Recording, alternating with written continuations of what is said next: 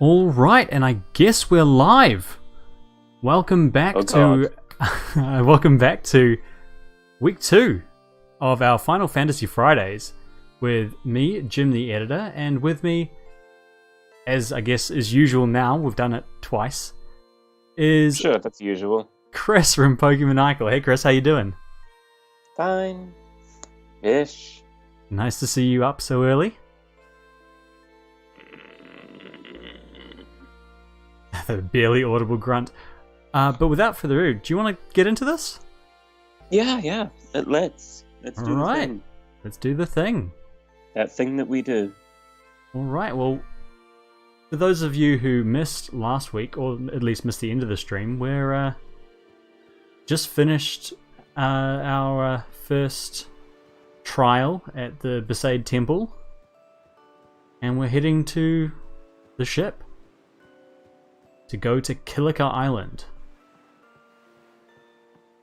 And if that makes no sense to you, don't worry, it makes little to no sense to our protagonist Titus as well. I always feel like this is slightly rushed, this first part of the game, because you can get through it really quickly if you want to. Yeah,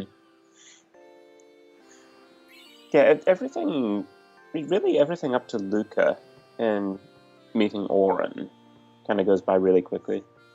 In saying that, we have played for an hour and a half last week. The first episode was 20 minutes that I did by myself, so we are effectively 2 hours into this game.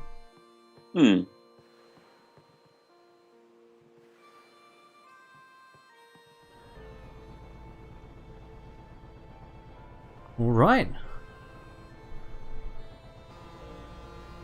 Yuna saying goodbye to everyone?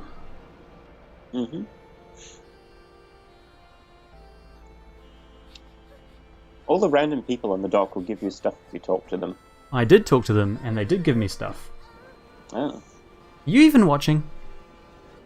Yes? Well, I suppose that's something. At least there's one person watching. Bye. I'm seeing 3. But, yeah, it's, One is me and one is you, right? So we must have a third person somewhere. there must be a third person watching somewhere out there. Hello, third person. Whoever you are. That's another thing. Of the Final Fantasies, I think Spira is the world that you, what on earth is Titus doing? He's just being Titus. He's just gonna do a handstand on that lady's shoulders. Hi, stranger. And then steal their binoculars. Yeah. He's such a jerk.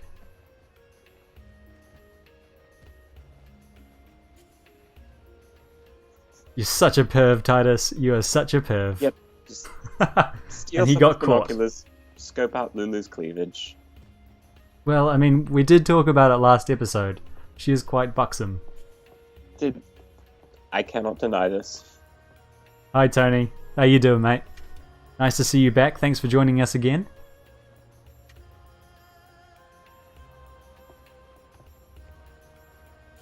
I wonder if he thought he was being discreet, standing on the side of the ship with binoculars in hand.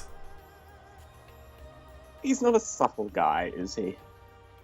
No. Come to think of it, I haven't told you where we're going. First to Kilika Island. Then we change boats and head for Luca. For that though, Yuna's gotta pray at the temple. I'll be guarding. What was I going to say? I was about to say, before the whole boobs action, is that Spira is one of the worlds that, in the Final Fantasy games at least, that I think you get little to no feel for the shape of it and how it's set out.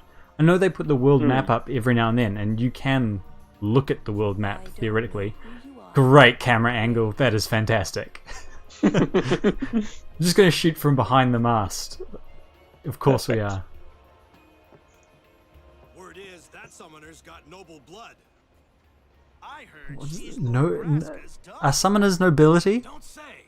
Is that the right term? Is that just a poor translation?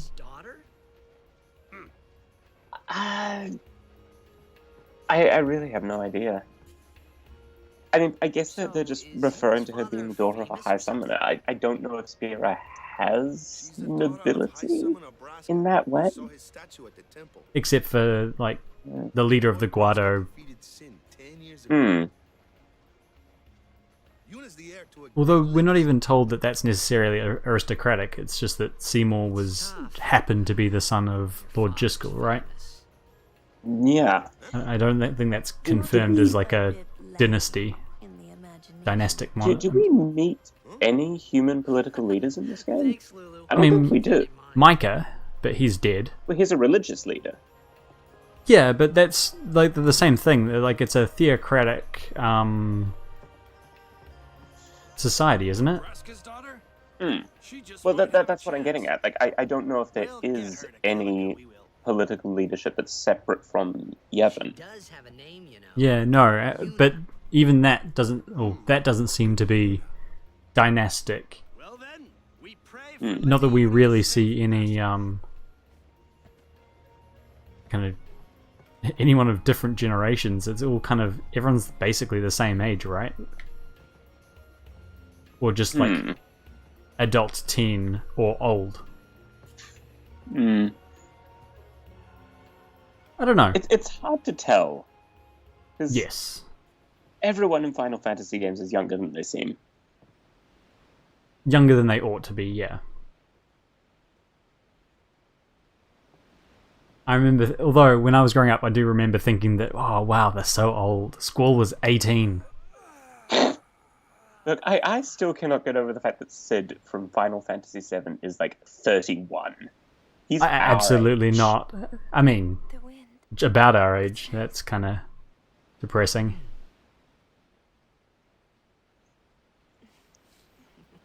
What was that eyebrow raise from Titus?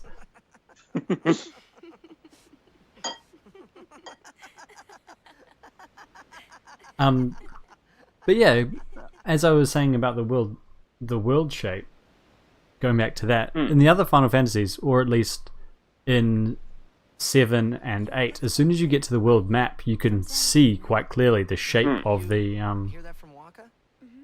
land around you. Right, but you don't really get to just zoom out on Spira until you have the airship at the end.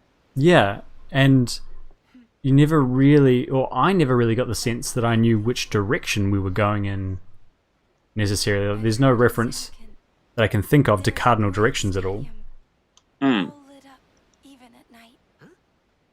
So I always found the positioning of everything once you got into the airship really foreign. Which, considering that by the time you get into the airship you've gone just about everywhere, is kind of unusual. My father. His name is Jecht. It can't be a coincidence. Praise be to Yevon. You know, our meeting like this must be exactly. Thank you, Una. Thank you, Una. Sounds like him, but it can't be him. Nah, my dad was a jerk. Why not? My old man, he died. 10 years off the coast. 10 years ago, off the coast of Xanarkand. I'm sorry. He went out to sea for trade. We talked about this last time. How this is just all planned out, right? This whole story, they talk about it being Titus and Yuna's story. I mean, Titus owns his story. Auron talks about it being Titus' story. Yuna claims it as her own at one point. But it's really Auron and Jecht's story, right? They kind of pushed this whole thing to happen. Kind of. Like, Titus doesn't get into this part of the story without Auron. He's almost passive in that he's not actually making decisions for himself. All the action is happening to him.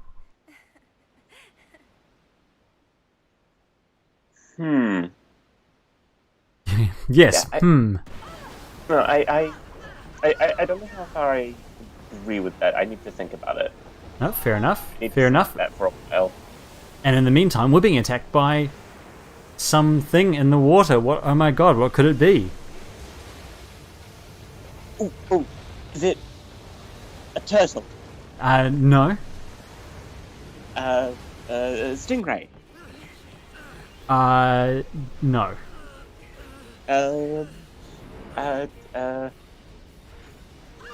Very lost camel. Good thing Titus isn't a guardian because he's just terrible at everything. Look how far away from him she is. It's like half a step.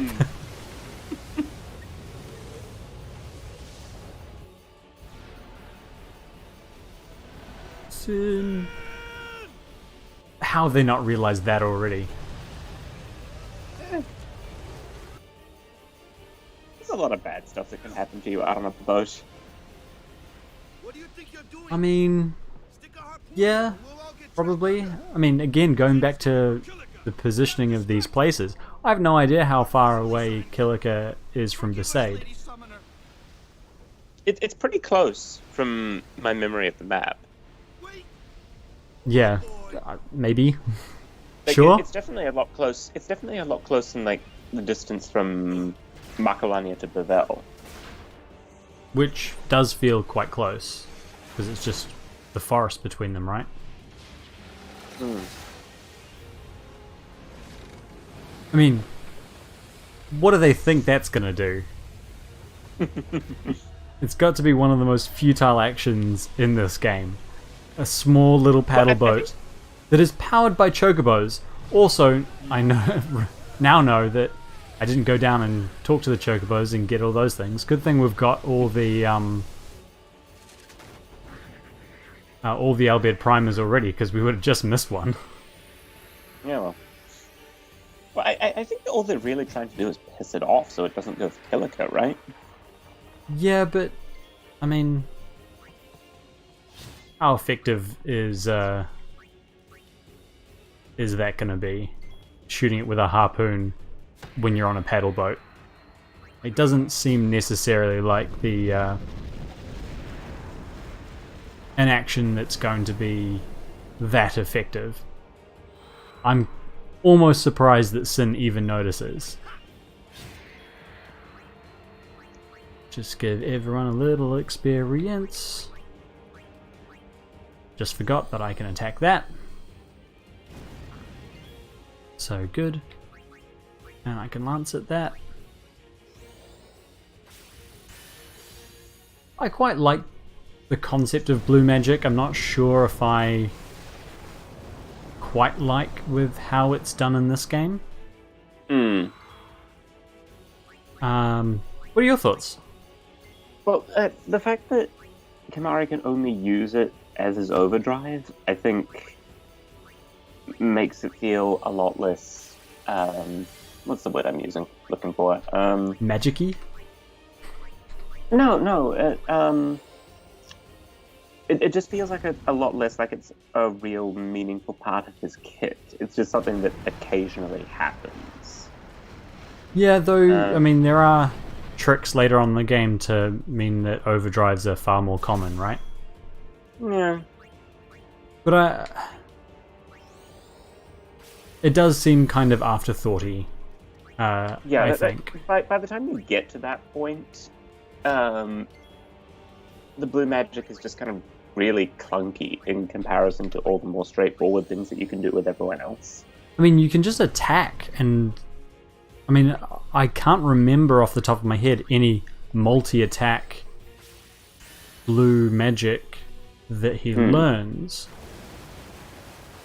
And even it takes a long time for him to get anything that's significantly better than a normal attack. I mean, Fire Breath's not bad, and you get that at Mihin High Road, right? Yeah, that's true. But it's also outclassed fairly, like... Oh, whoops, tried to attack with Lulu, good. That's what I get for talking and not playing. It's also outclassed, though, by a lot of Riku's mixes. Like the fact that one of the better blue magics is Mighty Guard, and then Riku has an overdrive mix that's called Super Mighty Guard and Hyper Mighty Guard, and is just literally a better form of what Kimahri can do. It really sells him short. Right. Yeah, the flexibility of his overdrives is the most interesting thing about him, and Riku just does the same thing better. Yeah, once you get the items required, right? Which is another thing. But it is, yeah, I'm surprised that didn't happen earlier. But it is kind of typical of how Kimahri's treated in this game as a bit of an afterthought, right? He's almost a jack of all trades, master of none type character. Yeah. I think he works a lot better and is easier to deal with on the basic sphere grid because it has a big chunk in the middle that he can go around and get sort of a mix of physical strength and magic and other stuff. And a couple of skills that are more or less unique to him for a good chunk of the game. Also, what does Scan do in this game? Um, Like, anything meaningful? Because I have to be honest, I've never really used it. I've played probably It 4 or gives 5 you- playthroughs, and I've never really used Scan. what does it tell you? It tells you which statuses an enemy is immune to. If you use it on a boss, it will tell you stuff about their attack patterns and their strategies. Also, that you did don't get- Titus just die? Oh, probably. Waka jumped in the water and revived our main character all of 2 hours and 10 minutes into the game. And then they're attacked by a giant jellyfish monster. Just use a Phoenix down on Eris, Cloud. Yeah. Instead of just throwing her into the water. Oh well. She's dead. The end of that. Also, Waka's on low health. They should have remembered that this boss battle happened. But I think it's one of the main problems I have with this game, actually, is what we were talking about with Kimahri, in that you're almost shoehorned into characters at the end of the game because of how good their attacks are, or their limits are, rather than just their attack. Because, and again, we were talking about this last week, but because everyone can do everything with the sphere grid, it means that the only major point of difference is their overdrives. So automatically there, Titus and Waka, who have multi-hit overdrives, end up being much better than I don't know if Dark Attack's going to do anything, but than everyone else. And then of course you have Yuna in your lineup, because Yuna has the ability to summon things, and when monsters and bosses are doing more than the max number, or doing more damage than you have health, of course you're going to need to use Aeons to absorb some of that damage. Am I right in thinking that Yuna is the only one with a non-overdrive ability that can't be learned by anyone else? What's that? Summoning. Is that summon? Yeah, I mean, I think that's right. I don't think anyone else has any kind of natural talents. Which is kind of weird.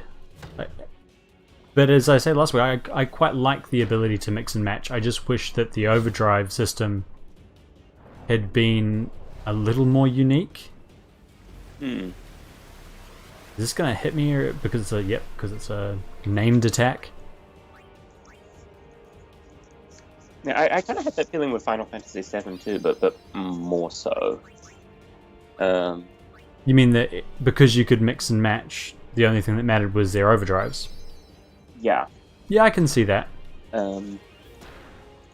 And a lot of the limit breaks in Final Fantasy VII are also pretty similar to each other. Like, you hit the monster a bunch of times really hard. Yeah.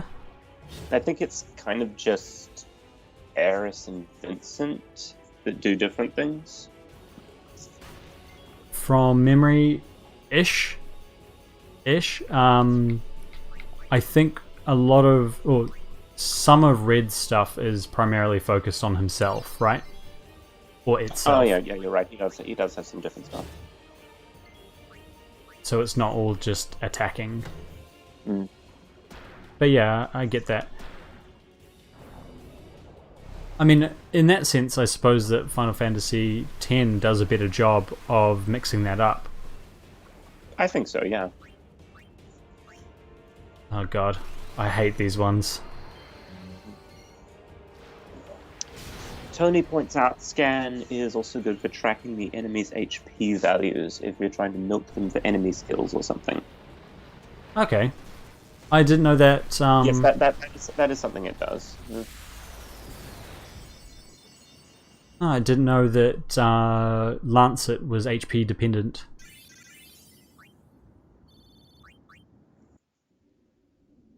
I mean, I don't really claim to know how Lancet works. This is one of the best examples of Sin's destructiveness. Mm. This video and the little movie to follow it. Mm.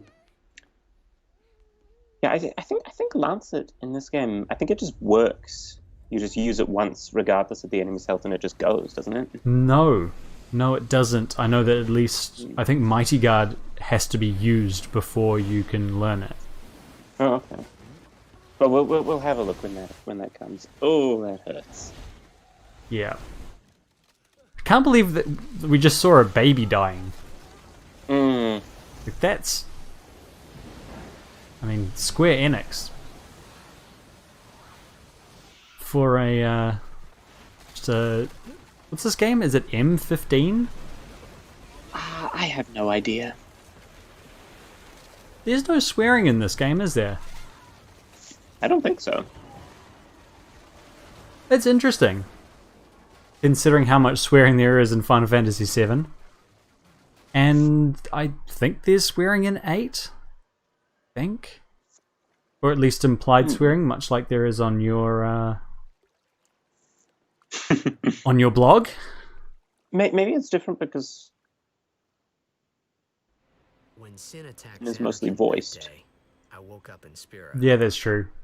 I kept hoping it would work in I mean, it would be reverse, very too. different having someone swear out loud than just reading it in a blue dialogue box. Sin. Right. I must defeat Sin. Tony, don't mind about being behind. I think we're all going to be behind all I was just day. fooling myself. Especially Chris. Maybe it was that day on the sea, under the burning sun. I started to give up hope. I was in a foreign world. I wasn't going home. Poignant. This was my new reality, and I was stuck in it for good. And yeah, Tony, I'm not quite sure whether it is Final Fantasy X-2 that I was thinking of, because I definitely know that's the case there. I thought it was the case for things like Mighty Guard here too, because I can remember struggling in my last playthrough to get all of the enemy skills. I think that's skills. in general how blue magic tends to work. You need to be hit by the attack. But not to- with Lancet, to right? Not with Lancet, no. I am the summoner Yuna. I have come from the temple in Bisei. But I think Kimari's more the exception than the rule. Yeah. If there is no But other I was summoner, wondering whether there was even an exception to this exception. Thanks, BT. Our loved ones. We feared they would become fiends. please take me to them. Is it the first time we hear that people become fiends? Yes. I mean, it's just something that we know, but I Hmm. mean, it's a pretty big revelation that everything that we've been killing so far used to be people. Hmm. Oh, that I love that 10-2 explores that more. Yeah, yeah. Again, I think that's something that we were saying last week, that 10-2 does a really good job of what do you want when I open? Of exploring the whole fiend relationship. Hmm.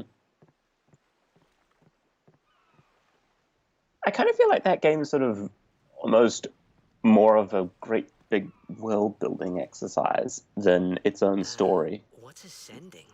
Are we going somewhere? Yeah, I can see that.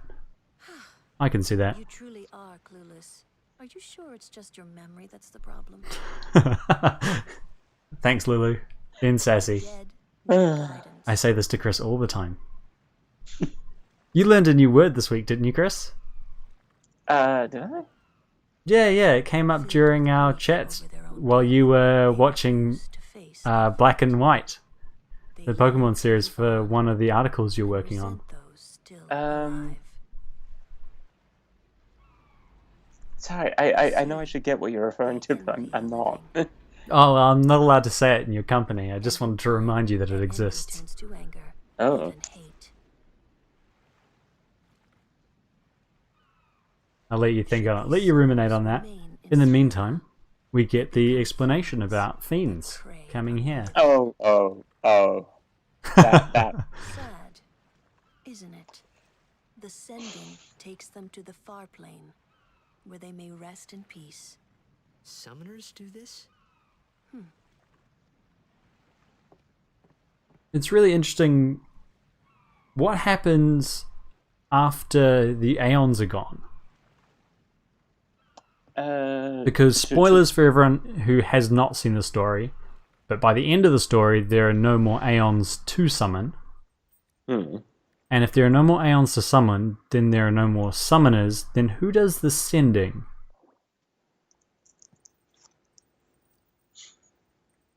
We have another I don't know if you lovely video here. Yeah, the summoners do the sending, but I don't know if you need to be a summoner to do the sending.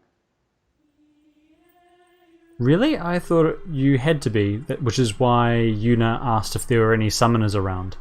Also, she can walk on water. That's pretty badass. Yeah, well, I mean, in practice, it's their job. I don't know if there's anything about summoners that means only they are physically capable of it. If you see what I mean. I do, but I don't know where you're getting that theory from. No, neither do I. Tony's empathizing with you. Yeah, I see. Yeah, I don't know. I definitely liked the first bunch of episodes that I watched from the Black and White anime a while ago. But now I'm watching the stuff with Team Plasma, which is much further in and closer to the end. And but I was saying this to you when we were talking about it. It seems like the writers just ran out of reasons for Silent to exist, and now he just sort of stands there and spouts food puns. Which you'd think would be something painful. after your own heart. As there's a heartbreaking scene unfolding in front of us. Yes, yeah. Whatever. Yuna's performing a funeral or something. We have more important things to talk about. Kind of. Like, effectively this is a funeral ritual, right? Mm.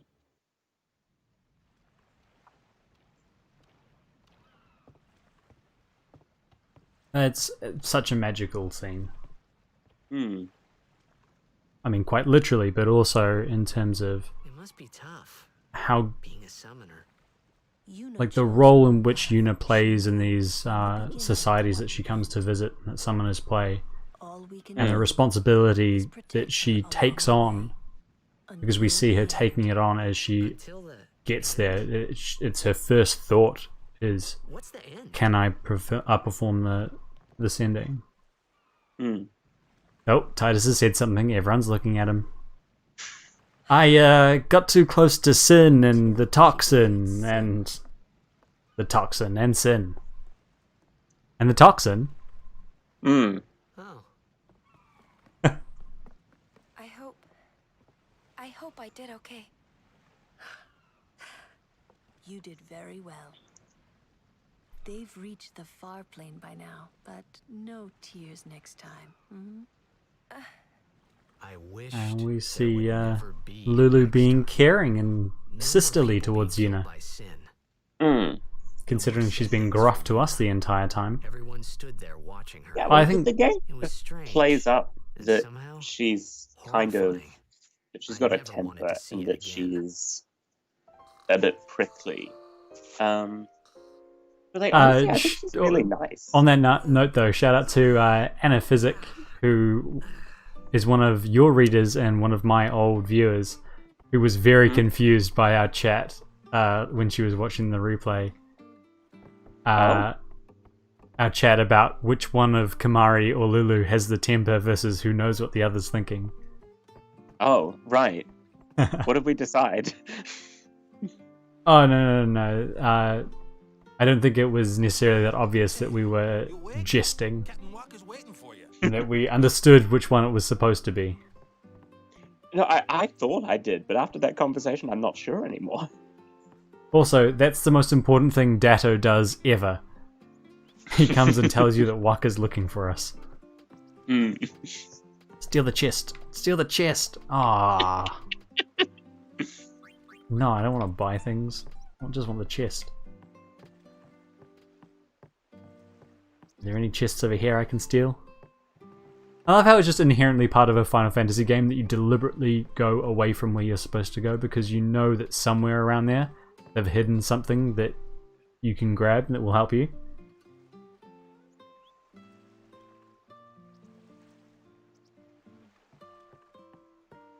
Yes, Tony, pointing out that she should... the whole crying thing is a little harsh. Maybe.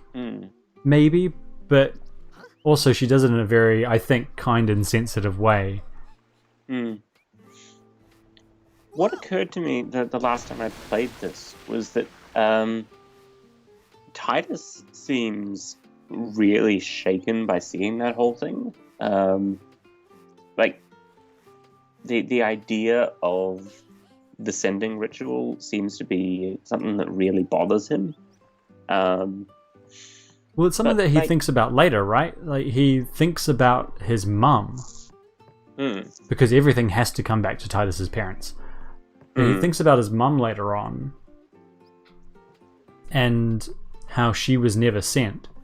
And so the fact that no one in his world is ever sent, I think, might weigh on his mind a little bit. We pray for victory.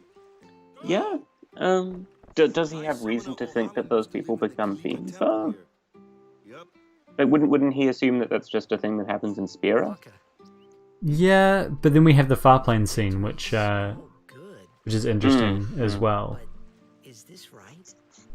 Something You see, wrong there with we go. Let's bump. Is this really the time? This is the The only only time.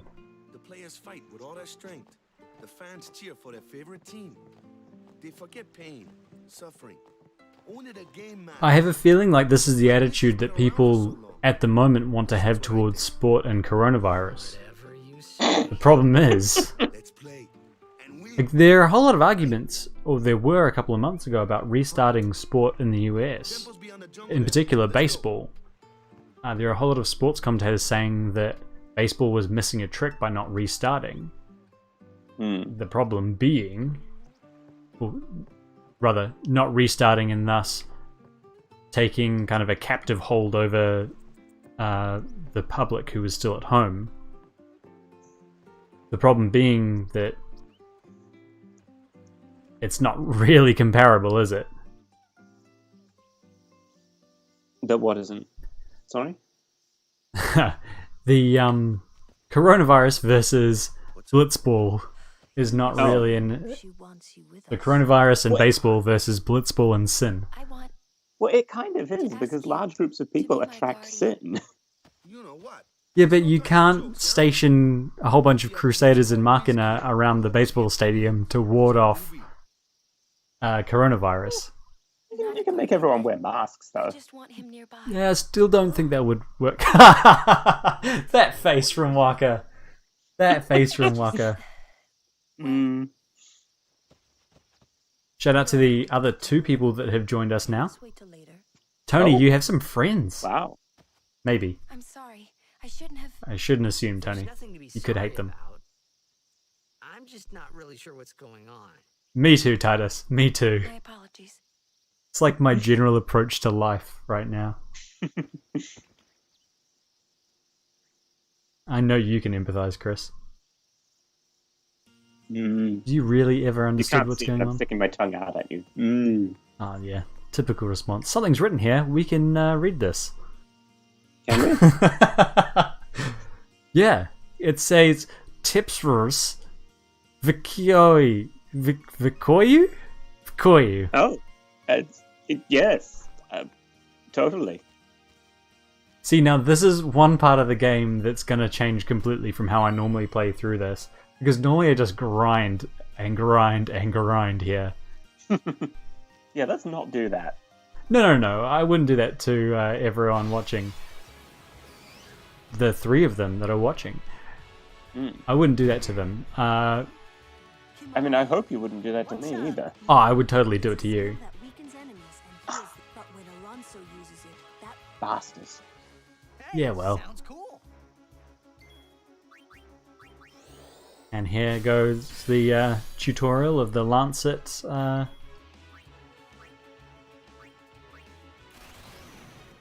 the Lancet Overdrive. I think it is cool though that it immediately fills up your overdrive when you get one. Yeah, that is nice. Oh, it's my brother. Hi, Sam. Oh, hey, Sam. It's nice to get some support from the family every now and then. Chris is wondering what that feels like.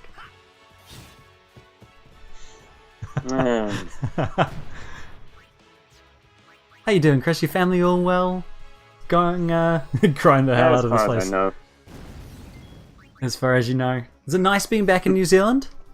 It is, yeah. I mean, just generally speaking, not necessarily just because of the whole coronavirus situation in the US right now. But generally, Yeah, it's a it good is place also to just- be. Yeah, it is also just good to be with my family. Yeah, My normally... brother's not be bothered to watch this for us, though. No, well, I mean, it is fairly early in the morning, and your family's not known for Hope I make it to the tournament. for getting up early. See, everyone wants the grind. Everyone wants us just to grind here and chat to one another. I see the chat. Yeah. It's You know what? just grinding Sure. and grinding and hanging out and shooting the breeze, as we do, you know, because this is exactly what we wanted to do this for. Just hanging out together. Point taken. So, how's the PhD going, Chris? Asking the tough questions. Well, it's kind of on hold. Sorry, for those of you who don't know, Chris is a PhD student at the University of Cincinnati. Currently, you're on hiatus? Yeah, I've requested a leave of absence because I don't want to go back to America right now. Which is fair enough, and you've been able to defer all funding and stuff. So you're not missing out on any funding or anything like that. That's why you're back in New Zealand rather than being in the US. Yeah. So you... Sometimes. So where are you in the process of your PhD? Getting down to the real nitty-gritty Final Fantasy chat. I should probably equip things. That's fine. I've got 1 year of funding left.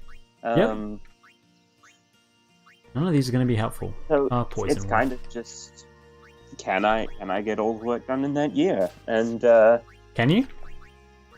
I don't think I could do it remotely. I don't know if I could do it in America now with the library closed and our resources kind of shut down. What's your PhD on? I mean, I know, but... Yeah. No, my PhD is on Roman window glass. So which is- nice and accessible to everyone listening and watching. Roman window glass, of course. It's the sort of thing that we all want to know about the Roman Empire. Like, what kind of glass did they use for their windows? How glassy was their glass? It was pretty glassy. It's chemically very similar to modern glass, actually.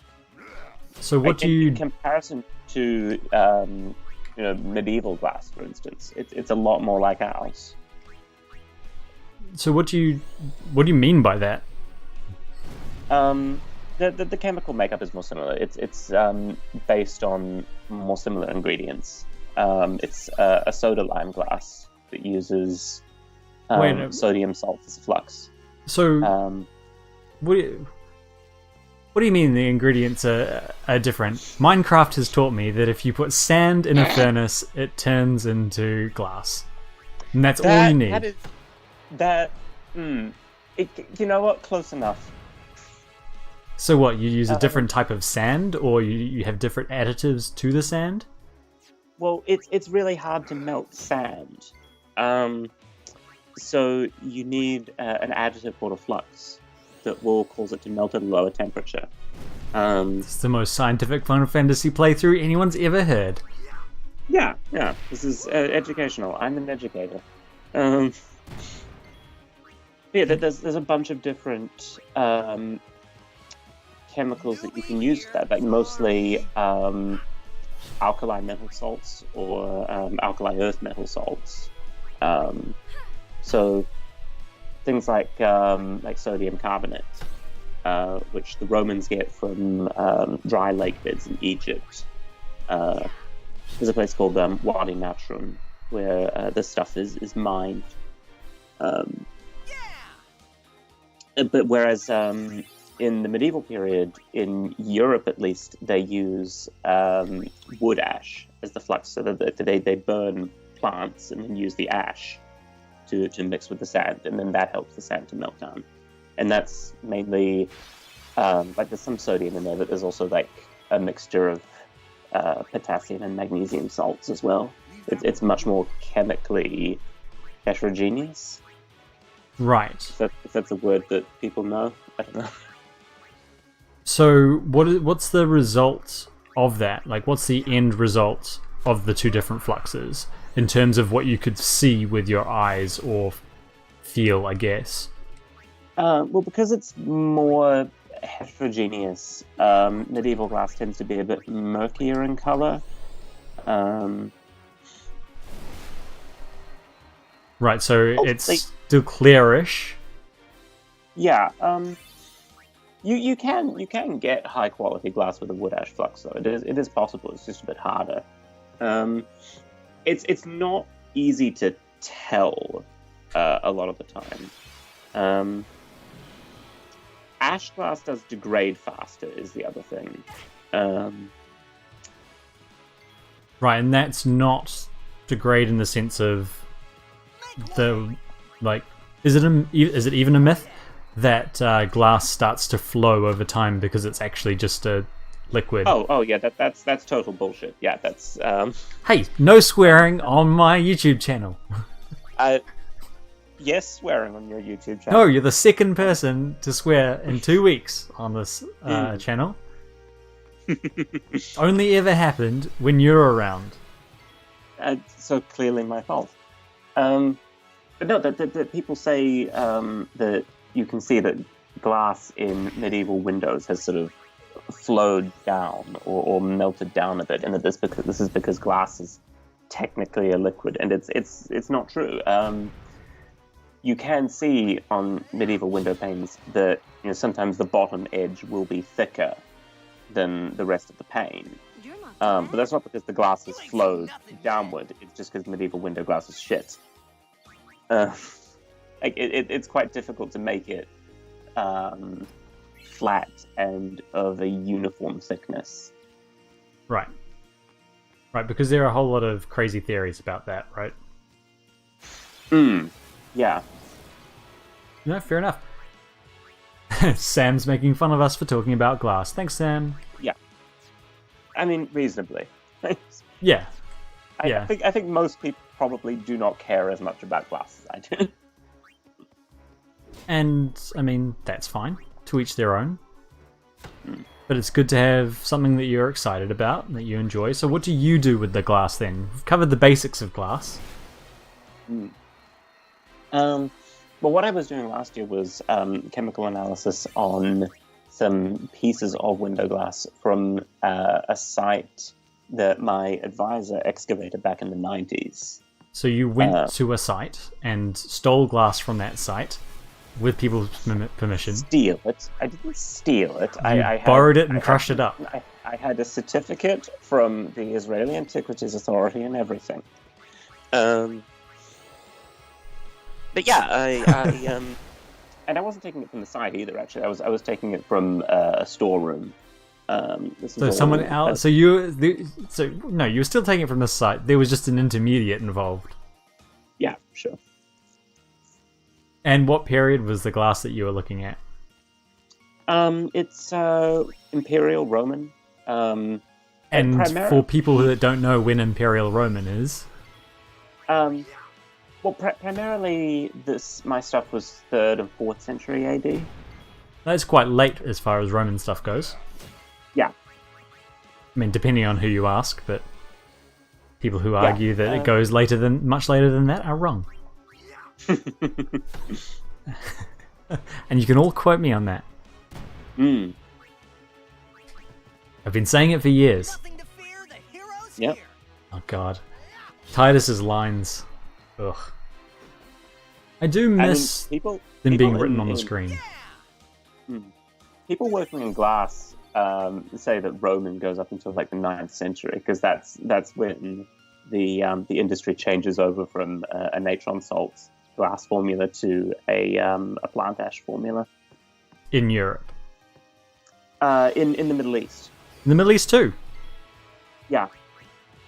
Ah, interesting. After the Islamic conquests, they stopped using natron for the most part. Interesting. Because the Byzantines lose control of Egypt in the 7th century, I think. And I'm paying no attention to the game right now. I'm just listening to you and pressing A. As you should. Yeah, that's how this game works. So the Byzantines switch over from natron to plant ash when they lose Egypt, and further east in Persia, they have been using ash glasses all along. How long is all along? Well, they have a tradition that's more or less continuous with the ash glass industries of the Bronze Age, sort of 1000 BC kind of thing. So a long, long time. Yeah. They use in Europe they use wood and fern ash in the medieval period. The Near Eastern ash glass industries in the Bronze Age or in Iron Age Persia are based on halophytes. Okay, you're gonna have to describe what that means. Yeah, I have a PhD and I'm confused by that. Yeah, they're plants that grow well in salty environments, essentially. So these little like herby things that absorb a lot of sodium naturally. So you get an ash that has a high sodium content, and it produces a better quality glass than wood ash. Okay. And there is actually a law. I think that it's like an 11th or 12th century law from Venice, where they mandated that glassworkers in Venice were only allowed to use ash from these saltworts that were imported from the Near East, not wood ash, because it would worsen the quality of the glass that they made and damage the city's reputation for producing the best glass. Ah, intriguing. All this glass talk. And we completely missed what you do with your glass because I derailed you. Oh. What was I talking about? We derailed you by talks of what period you were working on, but you were saying how you stole glass from Israel, formerly Palestine, formerly Judea. But you stole glass from there, and then you took it back to Cincinnati, even though you had a certificate. And then what? And I have been running chemical analysis on it in the geology lab. Right, and so what do you do when you're chemically analyzing glass? Well, you grind it up. By hand? Like, do you use a mortar and pestle? You can. Thankfully, I did not. I had an agate mortar that they have a machine that there's a sort of cup thing with a lid and a couple of agate spheres inside it, and they have a machine that holds it in a vice and shakes it back and forth really fast so that the agate balls bounce around inside and crush anything that's in there. If you, if people are really keen to know about this, if you go back to the first ever episode of my podcast, Nearly Experts, when I interviewed Madhav Kathari, he was talking about exactly the same thing. Oh, was he? Yeah, he used a setup like that to grind his, can't even remember what they were now, but it was something ceramic. Yeah, was he working on catalytic converters? Am I remembering that right? He was working on catalytic converters. Right, yeah. And trying to get the platinum to kind of form crystals that would stick up but were stuck to the converter, rather than in normal catalytic converters what happens is that the platinum over time tends to clump. And that makes your catalytic converter less efficient because there's a lower surface area. And reducing surface area, of course, makes a catalyst less effective. So that's what happens, which means more carbon monoxide gets through, which is bad. Clearly. Yeah, clearly. So he was trying to work on a way to fix the platinum in place using perovskites, I think. Which is some kind of mineral shrugs. I used to know this. Whoa, I didn't know that you could be petrified this early. Oh dear. I didn't know you could be petrified this early in the game. Do we even have the item that reverses that? No, we do not have any softs, but that's fine. It'll go away in between battles. We're going to summon Tony. Welcome to the field of battle, Tony, for the first time. Tony with an I, of course, because I decided that Valifor was traditionally female. Please, fight with us. But there we go. So you grind up your glass in the geology lab, and then what? Look at it under a microscope and look at the crystals that are there, or? No, then you actually remelt it. You remelt it back into glass. What does that achieve? Well, it achieves a sort of standard disc of uniform thickness and clarity.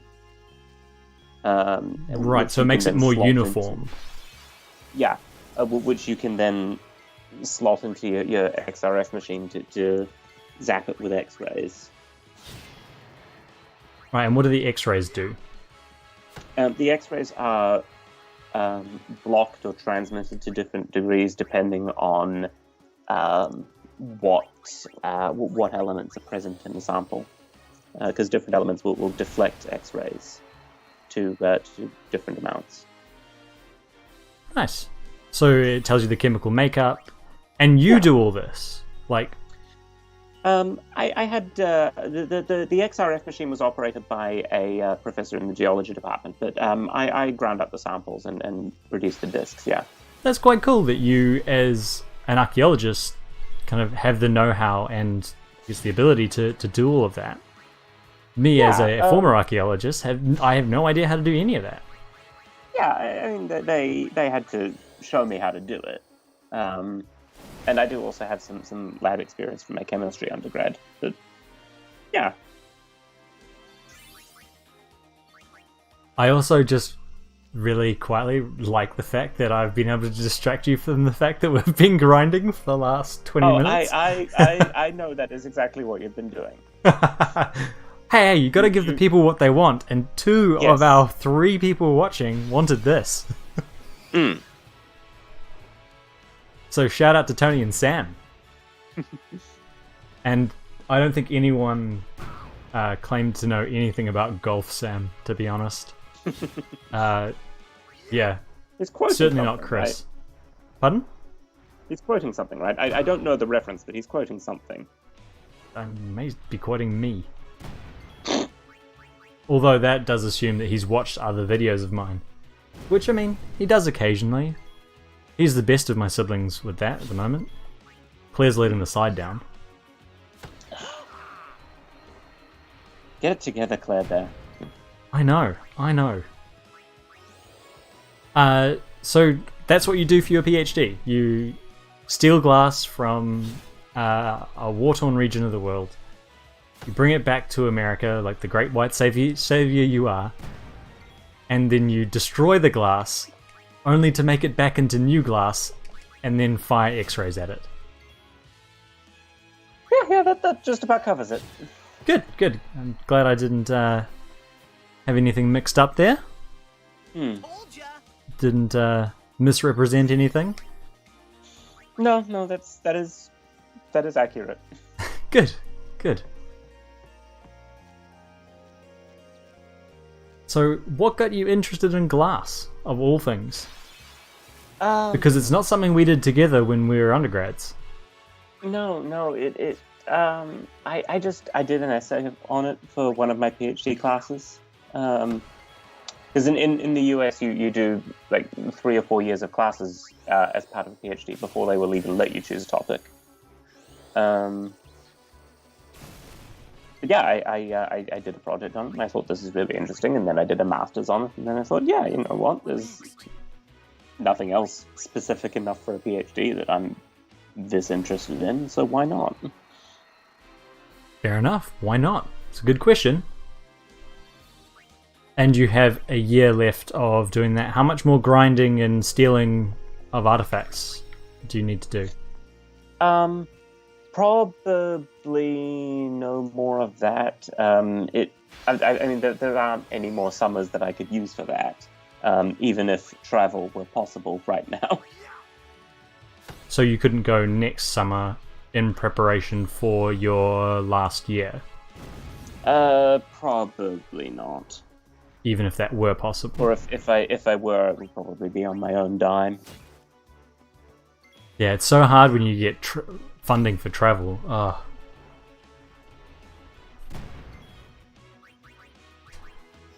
Unlike us over here on the UK system, where we got nothing.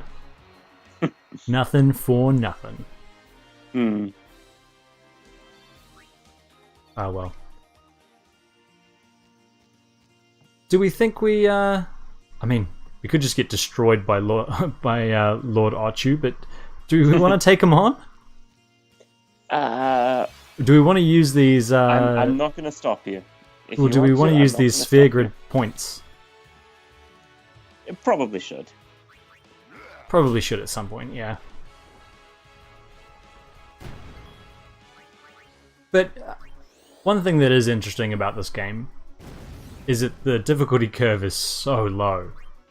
And the fact that we could sit here talking for half an hour, sorry to everyone who's listening, but the fact that we can sit here talking for half an hour and I can basically just be walking around pressing A, thinking more about the questions I'm going to ask you than the actual gameplay, is kind of an indictment on the difficulty. Wouldn't you say so? Well, these are random encounters. They're not supposed to be hard. But yeah, I suppose. Right, now, to the sphere grid. What did we decide? Where is Lulu going? What did we decide? Lulu is going along Titus's path, I think. Oh, great. Okay, so she goes this way. For those of you at home who have some kind of familiarity with this game, we're playing on the expert sphere grid, which means that there's Fewer We're restrictions. gonna need some more ability spheres, aren't we? Yes, eventually. Fewer restrictions. Yes, right now. Does anyone have extractability? It's over here, isn't it? Yep, Yuna has it. Okay. Where's Waka going? He's going to be a white mage. Walker, yeah, we wanted Walker to be a white mage.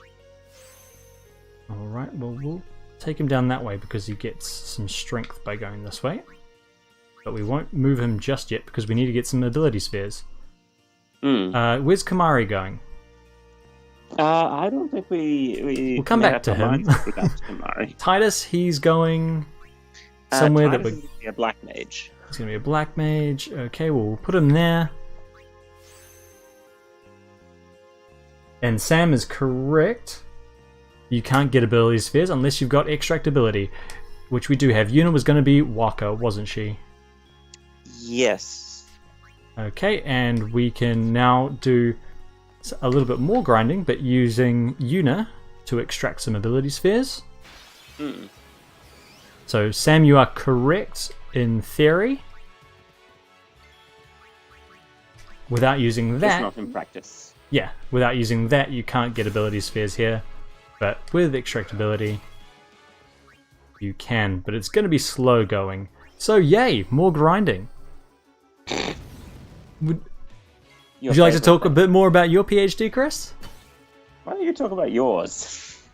I mean, it was so long ago now that I barely remember anything about it. So Chris and I did our undergraduate together. You were classics, right? Yeah. And I was ancient history and Distinction Latin. without a difference, but yeah. Yeah. I like to say that ancient history is what happened and classics is what was produced. Yeah. If you think that's a fair distinction.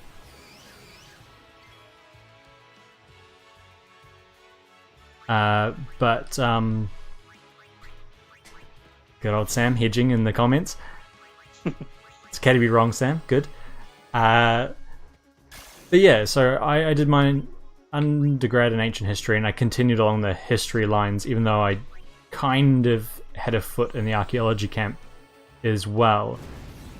And from the time I was, in my honours year, I started to specialise in early Rome, and that continued all the way through.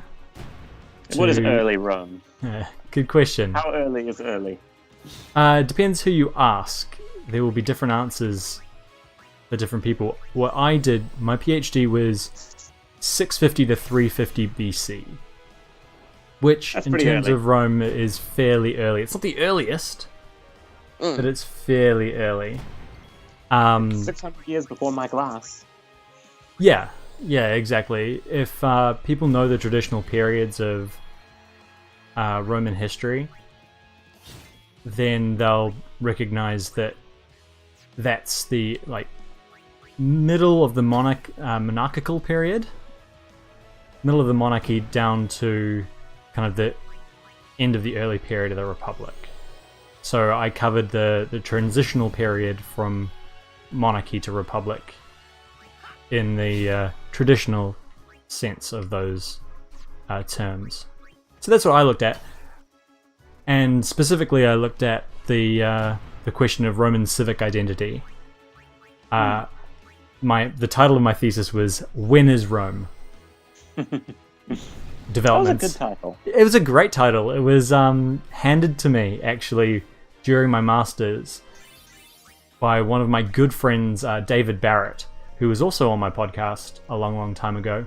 Did his PhD at Oxford, and he handed me this PhD title because they used to make fun of me at when I was doing my masters there, because I didn't know when Rome was, or I used to problematize basic assumptions about Romanness and being Roman. And I used to start way earlier than everyone else, and I was doing proto-history in their eyes. Which is true. I mean, kind of, nearly true. But they So used when to... is Rome? When is Rome? I don't actually answer that question in my thesis. Yeah, cackle away, cackle away. Basically, it depends what you mean by Rome. What I was able to show was that it's a problematic period because archaeological evidence for that long ago in a city like Rome that's been inhabited for nearly 3,000 years now and has current buildings on top of medieval buildings on top of all the periods of Roman buildings before you get down to my period. Like it's a problematic time period to study, and there's not a lot of information, and there's a lot of writing that's been written a long time after the period that we're talking about, so it's very unreliable. So you have to take everything with a bucket of salt that's written by the ancient sources on the topic, and then you have to try and figure out what the archaeology is saying in order to try and answer this question. Exactly, Tony. It depends on what your definition of everything is, but in particular is. So what I was able to show using combination of archaeological data, legal documents, political-ish documents, if we can believe that they were real, in terms of treaties, and then literary sources later on, is that there is a spike in interest in the site of Rome from the wealthy elite in the late 6th century BC. And then there's a trough in that archaeological interest in the city itself. That is then picked up in the 4th century. So what I argue for is basically a renegotiation during that trough of what it means to be Roman and the relationship between the individual and the city. It's not a great explanation of it, but it's been a long time since I've even thought about it, to be honest. I graduated last summer, so I've been done with my PhD for 15 months now. So a long time. Long time. And I'm still not gainfully employed. Shock. Details. That's why more people need to watch my YouTube channel, so that I can keep a roof over my head. Or donate to Chris's Patreon. He does great work over there at Pokemaniacal. I should know. I read everything. Well, almost everything. I think I read everything. It's just a question of whether you give me a chance to read it before it goes up or not. Well, okay, yeah. And sometimes you don't, and that's why there are mistakes.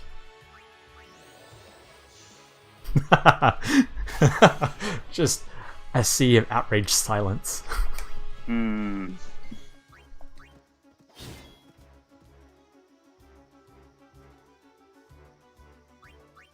Is Sam talking nonsense again? Yeah. Have you listened to When in Rome by Mac Miller? In honor of your thesis, I've changed the chorus to When is Rome? Thank you for listening to my TED Talk. It's good from you, Sam. Good chat from you. I have to say, I had a lot of thinking to do this week about this stream. Just generally, because Chris is not a morning person and was complaining about, oh, it's so early, why do I have to get out of bed? I'm half asleep, I shouldn't talk about things. You're doing much better this week, by the way. But that was a contention. I was like, oh, well, what if Chris doesn't want to do it anymore, or gets bored, or even is unavailable for a week? What do we do? And there is a potential to have other people from my life. And maybe even not from my life. Tony, if Chris is unavailable... Other people from your death. I mean, let's hope not. But if Chris is unavailable, we could get you in. And no one's got the golf reference yet, Asim. But Sam's actually one of the people I considered that if he was going to wake up early enough, I could get him on here. He's a big Final Fantasy fan. Having been grown up in our house, it was hard not to be. Because it was always on the PlayStation or PlayStation 2, courtesy of myself. I mean, my youngest brother, Isaac, was basically lived in front of the Final Fantasy screen. We let him play Blitzball. So maybe I'll get him on for some of those, since I know you hate Blitzball.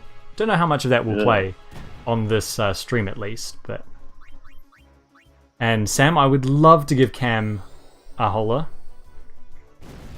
For people who don't know, which is everyone except the three of us, Sam, Chris and I, Cam was a friend of mine I made on an excavation, my first ever excavation at the site of Gabby in central Italy. Shout out to the University of Michigan and the Kelsey Museum who run that excavation. But Cam was one of my trench mates who worked every single day together in the trench, and we hung out every day off-site as well. It is a sacred bond. It was, I mean, it is, yeah. And Cam actually ended up coming to live with our family. You could be my mic'd wingman if you wanted, Tony. But Cam, to finish the story, Cam ended up coming to stay with my family in New Zealand. He lived in North Carolina.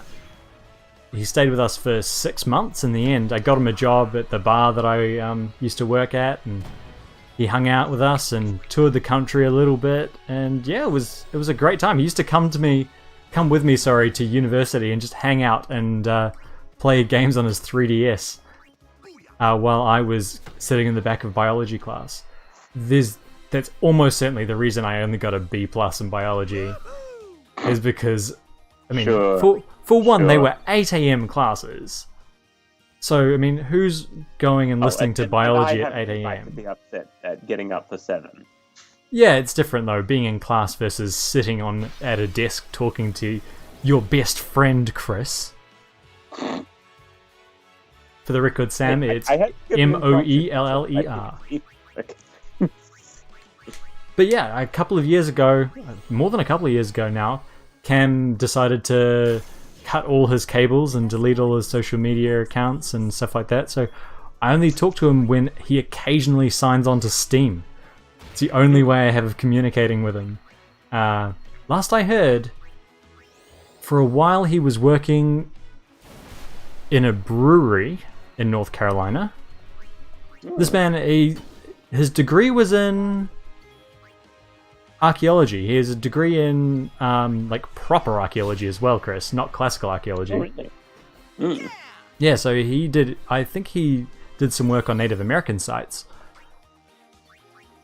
But he got a degree in archaeology, and then he ended up working in a brewery, and then he was, I think, the third person working in a B&B in the mountains in North Carolina, where the other two were a married couple. So it was a married couple and him. I don't want to assume what kind of relationship was going on there, but if you read between the lines, I think it's quite clear. No he was the third person in a throuple, clearly. Yuna here. No, I would love to hear more from Cam. I wish I could. Miss that guy. Don't get too jealous, Chris. Anyway, we're still in Killica Woods. We haven't moved at all. How's Ryan going? We have ability spheres now. Yeah. We've talked about a little bit of my thesis, a lot of your thesis, and the theory behind it. Killica Woods is, a weird place. Don't quite understand why the monsters are such low, or the fiends, sorry, are such low levels. Do you know what we should do? We should just keep grinding until about half past, and then we can go take on the Lord Ochu at half past, and if we die, it doesn't matter, it's the end of the stream. We can load up the start of next stream, and that'll be that. Let's do it. Yeah, let's do that. That way we can keep extracting ability spheres from everyone, and just keep chatting. Does extractability work if she misses? Because it still does the visual effect. It does not, as you can see there. Unfortunately. My turn now. Unfortunately not. Titus really weak already. Told ya. Ah, so hard to find good help these days. Anyway, so what are you doing in New Zealand, Chris? Apart from disappointing your mother. Oh, shut up. Oh, I'm sorry. That's me. No, you're not. No, I'm not. I love you, Julie. You're being a bit harsh on the boy. So what are you doing at the moment? You just kind of hanging out for a year? Applying for jobs?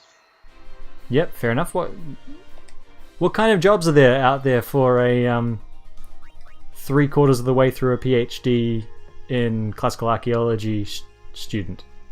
None whatsoever? Yeah, it's the problem I'm finding as well. Is that aside from academic jobs, which all have 500 applicants, and that's not even, I mean, it's a slight exaggeration, but it's not a huge exaggeration, that it's so hard to get in the room for an interview. But aside from that, Kamari needs some love. Aside from that, there's very little I feel adequately qualified for, if that makes sense. There's a reason Yuna's still out, and that's to use that. Like, a couple of the jobs that I've applied for recently are all in like digital content creation, which my PhD had nothing to do with, and kind of seems just like a pointless add-on. And I mean, we talked about it a bit last week after the stream, is that people don't really understand what a PhD is or means or implies about one or one's ability to do X, Y, or Z, right? No. I don't think even PhD students understand that, to be honest. I mean, yeah, that's true. I mean, there are so many things that, as even just a general research student, because like a long-term master's, you learn things like that too, but so many things as a PhD student that you learn that are just become innate to you, that you just think about as part of research or part of the mandatory teaching that you have to do, that it doesn't really occur to you as being a skill, if that makes sense. Like, you have probably more teaching hours under your belt than a lot of like first or second year actual teachers do, which is pretty crazy to think about. I mean, you've been teaching for how many years?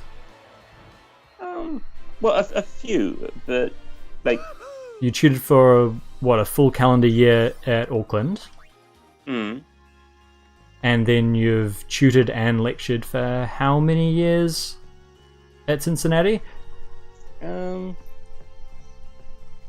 not sure, because I didn't have teaching jobs all that time. Some of my positions have been other things, like support for the study collection. Oh, what was that? Tell us about that. It's where we keep all our loot. It's where we keep All your loot. It's where we keep all the things that we stole back when that was legal. Right, and you haven't given it back because no one's cried loudly enough yet. Yes, that is literally what that is. Yes. Yeah. Okay. So also, we don't know where all of it came from. Classic archaeology. Good. What kind of loot do you have? Are you allowed to talk about what kind of loot that you have? Yeah, we encourage talking about the loot. We like to show off the loot. Okay. What kind of things have you stolen? Well, we have a lot of... we primarily have Greek material rather than Roman material, because the department's history is more in Greek archaeology. We've got a couple of nice, fancy black figure and red figure vases.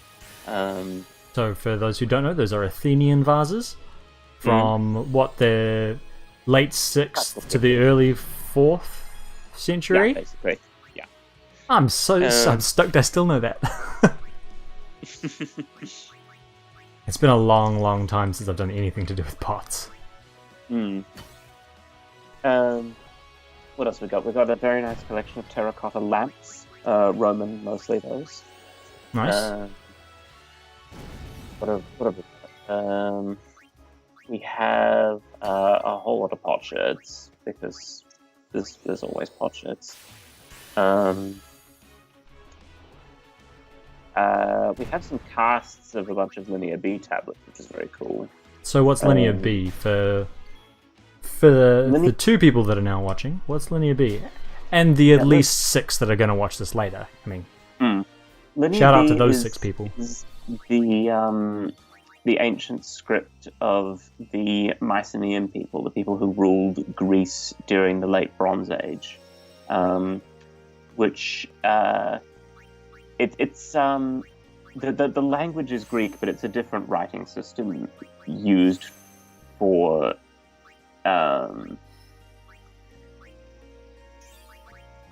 is that making sense? If I say that, does that So it's not Greek letters, it's a different alphabet or even system. It's Greek words, but not Greek letters, if that makes sense. Is it syllabic? Is that right? Yeah. So it's kind of like Japanese in that sense. Right, exactly. Each character represents a syllable, like ka or de or wo, rather than an alphabetic system like we have in English, where every letter is a sound, and then those sounds combine to make syllables. Which is what classical. I mean, I would say classical Greek, classical but Greek as well. Yeah, it's also archaic Greek. Yeah, well, historic Greek, whatever you want to call it. Yeah, that's what that is. Oh, Waka, no. But yeah, so these tablets are the records, essentially, of the business and inventories of goods of the Mycenaean palaces. So they make for really good reading. They're extremely dull and terrible. But what people wrote a long time ago, so that's quite cool. Yeah. And they do. They can potentially give you a lot of information about what kinds of industries people were working in, how many people there were in a particular town, or where they were getting their trade goods from, that kind of thing. Economic data for the most part. Right, which is useful because it talks about not necessarily elite, but kind of lives of people that would be kind of lost otherwise, or not necessarily completely lost, because you'd still get evidence of trade goods every now and then. But unfortunately, it doesn't tell us about individuals so much. Which, I mean, there's very few names of people in these tablets. But I mean, archaeology very rarely tells us about individuals outside of specific grave sites, right? Yeah, that's true. That's one of the problems that I ran into. We do have the story of Erita, the tax evading Mycenaean priestess. Of course, which is kind of fun. Of course we do. Of course we do. I think it's just about that time to take on Lord Ochu, Chris. What do you think? It might be, yeah. I don't know how long this battle's going to go for, because I have a feeling he's still a lot better than us. And I still haven't decided what to do with Kamari, but we're out of ability spheres, so... Also, how are people doing at home? This has been a rather tangential discussion to anything that's been going on screen. I've just kind of assumed that what's happening doesn't really need any explanation. It's just standard RPG turn-based battling. There's very little tactics to it. You're the one who decided it was a grinding day. I didn't deliberately. It was an accident. We just got talking and it got exciting and I was excited and yeah. Things happen, Chris. Things happen. Sure. Right, well I guess we should take on the Lord Ochu. Oh god, this is not going to go well, is it? Oh, it's your favorite couple. We've had trouble with this one before. Remember, discretion is the better part of valor. Is there a hint of irony there? Luzu telling us that discretion is the better part of valor, who then goes and takes on sin, directly? Alright, here we go. think if you talk to them again, one of them says Ochu is no garden variety fiend. It's true, he's not. Which it literally is a garden fiend. It is a huge plant. Oh, it is immune to dark, so I do not have too many ability spheres now, Tony. I'm out of them. We can't learn anything with Lancet, can we? But we might as well use Lancet to start off the battle. I think we have already used them all. But alright, 300 damage. We're gonna have to stay alive for a long time, team. Good thing we have Tony in reserve. Does he have fire? He does have fire. Yes. Kaboom. I mean, I was prepared for it to be terrible, but I don't think I was prepared for it to be that terrible. Oh god, I'm so bad at this one. I'm terrible at all of his. Shoot. Just trying to get all fires, obviously, but 2 out of 3, whatever. 605's not bad. I'll take that. Especially over 66. This guy has that dance spell, doesn't he? I'm not sure whether this guy does or whether it's like the regular Ochu. Tony, you thought we were being much faster with our battling than we actually were. Also, have I switched this to short? Is this still the... That must be the short version, right? Of the summon? I think so.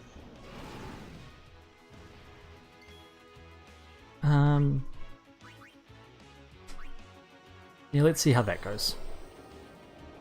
No, use the giant laser. No, the problem with the giant laser is that if we use the giant laser, he gets 3 attacks in a row, and that might kill us. Bastard. Yeah. Although Sonic Wings might work here because it does delay your opponent, so let's do that. Immune to that? No, he's not. No, he's not. Oh, we can just keep spamming this.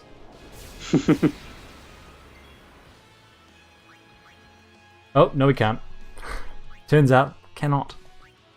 Alas. And use fire.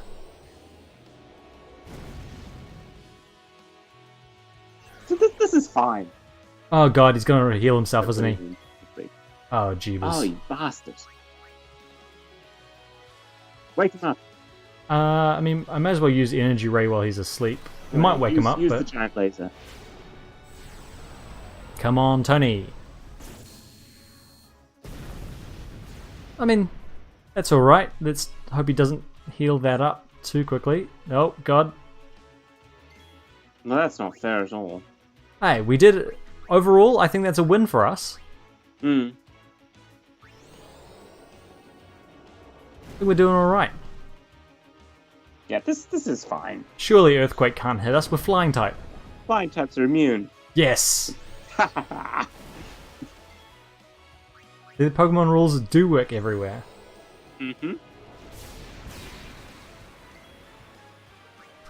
Come on. Whoa.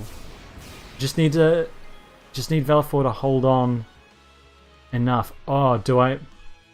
It'd be a risky move, but do I go to try and boost Velafor's or Tony's... Can you use that? Or, Yep. or oh, you can, yeah. Yeah. It's risky. Use the giant laser. Yeah, it's risky. I'm going to try and get the giant laser. Oh yeah, there we go. Giant laser time. For everyone at home that has read Chris's blog and heard him cackle in your head, that's exactly how it sounds. And we win! Tony, you did it again! Behold the giant laser! It's very good. And we get some MP spheres and some Echo Armlets. A summoner and her guardians. Very impressive. Gutter, you're so strange. We'll get our Just stands right in front of you and stares at you. Maybe Titus isn't that weird after all.